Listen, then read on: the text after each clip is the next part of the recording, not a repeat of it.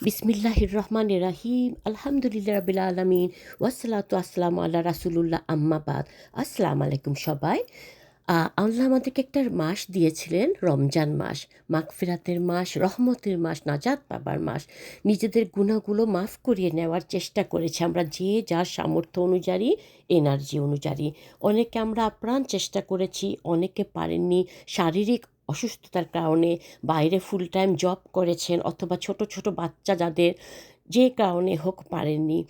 ইয়া সামিউ, ইয়া বাসিরু, ইয়া জাহিরু, ইয়া বাতিনু, আমাদের চেষ্টাগুলা সব দেখেছেন। আল্লাহ জানেন আমরা কে কী চেষ্টা করেছি।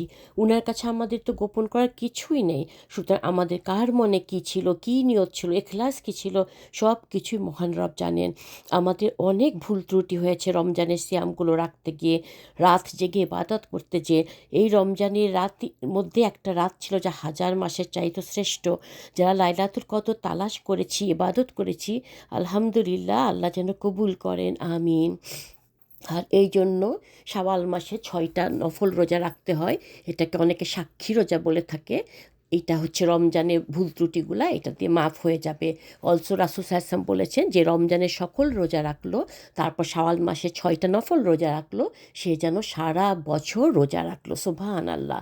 তাই কষ্ট করে হলেও শাওয়াল মাসে 6টা রোজা রাখার চেষ্টা করবো আমরা ইনশাআল্লাহ। মাফ করবেন, আমার একটু ঠান্ডা লেগেছে, তো নাকটা কাটকে আছে। সাহাবায়ে কেরামগণ রমজান চলে গেলে চিন্তিত হয়ে পড়তেন, ভাবতেন, যেটা আমাদের যেটা আমাদের সকল মুমিনদের ভাবনা চিন্তা হওয়া উচিত। সত্যি কি আমরা রমজান মাস যথাযথ কাজে লাগাতে পেরেছি? আমাদের রোজাগুলা কবুল হলো তো? আমরা কি আল্লাহর রহমতের বান্দা, খাস বান্দা হতে পেরেছি? আল্লাহর ক্ষমা পেলাম কি? নাজাত প্রাপ্তদের দলভুক্ত হলাম কি? জান্নাতে যাওয়ার যোগ্যতা অর্জন করতে পারলাম কি? ওই হাদিসটা হয়তো আপনারা সবাই জানেন। একবার রাসূল করিম সাল্লাল্লাহু আলাইহি ওয়াসাল্লাম মসজিদে মিম্বর থেকে মিম্বরে সিঁড়ি বেয়ে উঠতে উঠতে বলেন আমিন, কিছুক্ষণ পর বলেন আবার আমিন, কিছুক্ষণ পর বলেন আবার আমিন। নামাজ শেষে সাহাবায়ে কেরামগণ জিজ্ঞেস করলো, ইয়া রাসূলুল্লাহ, আপনি 3বার আমিন বললেন কেন? রাসূল সাল্লাল্লাহু আলাইহি ওয়াসাল্লাম তখন বললেন, জিব্রাইল আমার পাশে ছিল। জিব্রাইল আলাইহিস সালাম কখনো কখনো ইনভিজিবল থাকতেন, শুধু রাসূল সাল্লাল্লাহু আলাইহি ওয়াসাল্লাম দেখতে পেতেন।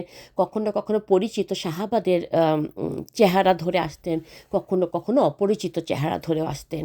তো রাসূল সাল্লাল্লাহু আলাইহি ওয়াসাল্লাম বলে, জিব্রাইল আমার পাশে ছিল এবং সে বলেছে, তার নাক ধুলায় ধূসরিত হোক, যে মা বাবা কাউকে বৃদ্ধাবস্থায় পেল অথচ তাদের সেবা করে জান্নাত আদায় করে নিতে পারল না। রাসূল সাল্লাল্লাহু আলাইহি ওয়াসাল্লাম বলেছেন আমিন।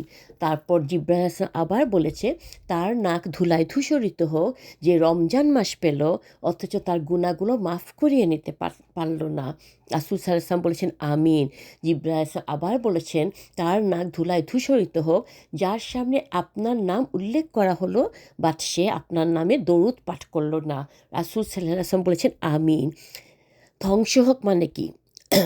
তার নাক ধুলায় ধূসরিত হোক মানে কি? মানে হচ্ছে ধ্বংস হোক। হুম? চিন্তা করে দেখেন, আমাদের সমস্ত দুনিয়ার শ্রেষ্ঠ মানুষ রাসূল করিম সাল্লাল্লাহু আলাইহি ওয়াসাল্লাম আর সমস্ত ফেরেশতাদের লিডার জিবরাইল আলাইহিস সালাম, এই 2 জন মানুষ ধ্বংসের কথা বলেছে। তো কত ভয়ের ব্যাপার না? আল্লাহ আমাদের দুর্ভাগ্যবানদের দলভুক্ত না করুন। আমিন সুম্মা আমিন। আমরা রমজানের 1 মাস যেভাবে ইবাদতে কাটিয়েছি, নিজের নফসকে অনেক পাপ থেকে বাঁচিয়ে চলেছি, সংযত থাকার চেষ্টা করেছি, সেই 1 মাসের শিক্ষাটা আমাদের বাকি 11 মাস ফলো করা উচিত। অথচ অনেকে হয়তো রমজান চলে গেলে খুশিই হই।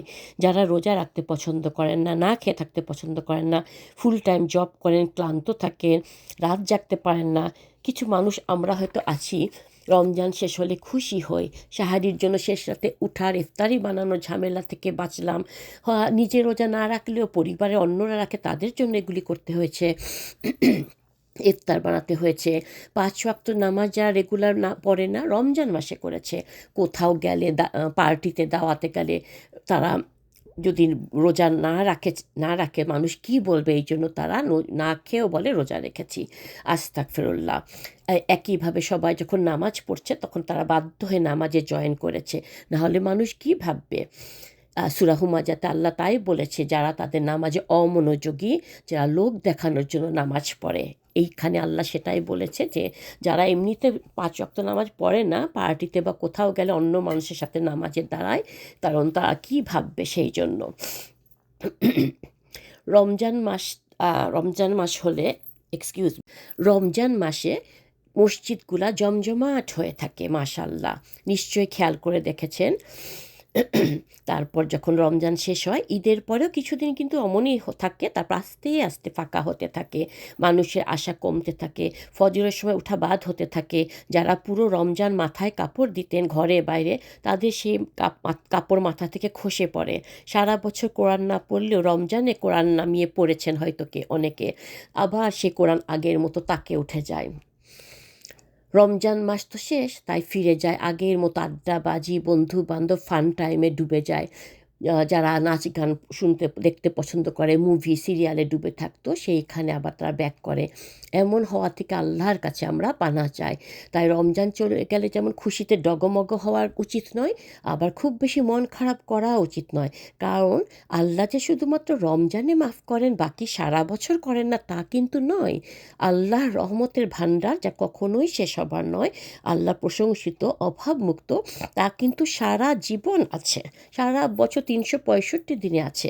সুতরাং আল্লাহর ক্ষমার জন্য, তওবা করার জন্য আমরা সবসময় চেষ্টা করে যাব আন্তরিক তওবা করা, যেটাকে তওবায়ে নুসাহা বলা হয়। এই তওবার দরজা খোলা থাকে মৃত্যুর যে ঘর ঘর একটা আওয়াজ গলার ভিতরে হয় শেষ সময়ে, সেই আওয়াজটার আগ পর্যন্ত।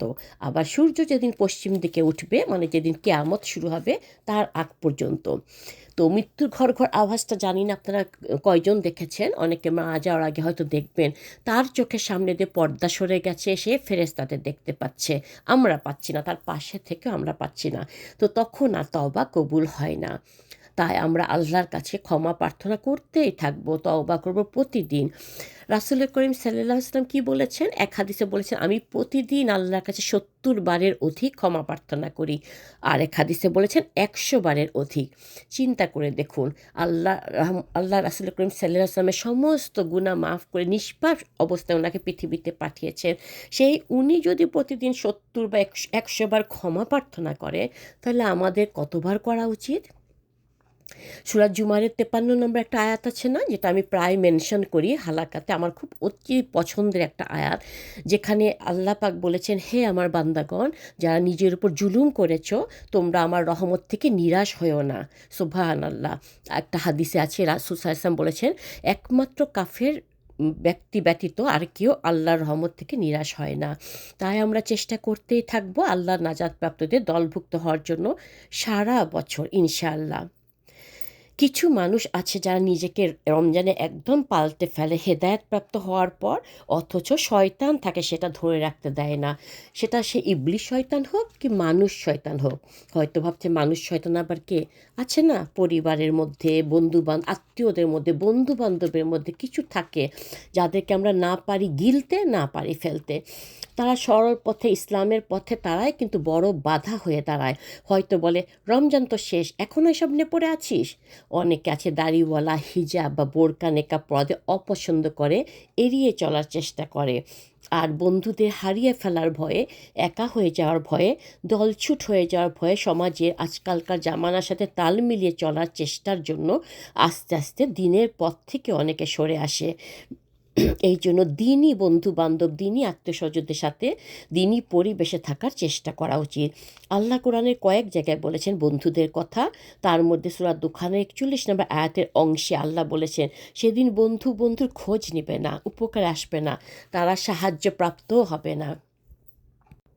সূরা আনামের 70 নম্বর আয়াতে আল্লাহ বলেছেন, তাদের আপনি পরিত্যাগ করুন যারা নিজেদেরকে ক্রিয়া ও কৌতুক রূপে গ্রহণ করেছে এবং পার্থিব জীবন যাদেরকে ধোকায় ফেলেছে। আল্লাহ আমাদের এই দলভুক্ত হওয়া থেকে রক্ষা করুন, আমিন। সূরা তওবার 71 নম্বর আয়াতের অংশ হচ্ছে, আল্লাহ বলছে, ইমানদার পুরুষ ও ইমানদার নারীগণ একে অপরের সহায়ক। তারা ভালো কথা শিক্ষা দেয়, মন্দ থেকে বিরত রাখার চেষ্টা করে, তারা ভালো কাজে সহযোগিতা করবে, উৎসাহ দিবে, আর মন্দ ও পাপগুলা থেকে বাঁচায় রাখার চেষ্টা করবে। এমন বন্ধু বা আত্মীয় যাই হোক, এদের সাথে আমাদের ভালো সম্পর্ক রাখা উচিত, পাশে থাকা উচিত।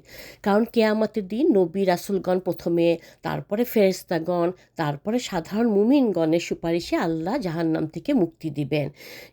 নেক বন্ধুরাও সেদিন বন্ধুদের খুঁজবে এবং আল্লাহর কাছে সুপারিশ করবে আল্লাহ পারমিশন দিলে। তাই আমাদের উচিত নয় কোনো বন্ধুকে ভয় পাওয়া। অনেকে আছে আমরা মুখরা বন্ধুদের ভয় পাই, কারণ একমাত্র আল্লাহকে ভয় পাওয়া উচিত। আল্লাহ একমাত্র ভয় পাওয়ার যোগ্য, উপাসনা করার যোগ্য। যদি আমরা ভাবি যে যদি এই বন্ধুটা সরে যায় আর আমার সাথে না মিশে যাক, সরে যাক, মনে রাখবেন আল্লাহ পাকে এটা করেছে, নিশ্চয়ই এতে কোনো কল্যাণ রয়েছে। যিনি জন্মের পর থেকে আমাদের এত রহমত আর এত নিয়ামতে ডুবিয়ে রেখেছেন, রিজিক দান করছেন, সুস্থ রাখছেন, নিরাপদে রাখছেন। কখনো না খেয়ে আছে আমরা বা বাসায় খাবার নাই, এমন দুর্ভাগা হয়তো আমরা কেউ নই। আমার এই হালাকা যারা শুনছেন, এমন দুর্ভাগা হয়তো আমরা কেউ নই যে বাসায় আমাদের খাবার নাই। হতে পারে আমার প্রিয় খাবারটা নাই, বাট খাবার আছে, ছাদ আছে, শেল্টার আছে, নিরাপদ পরিবেশ আছে, আলহামদুলিল্লাহ। আমরা নিরাপদে আছি, আলহামদুলিল্লাহ।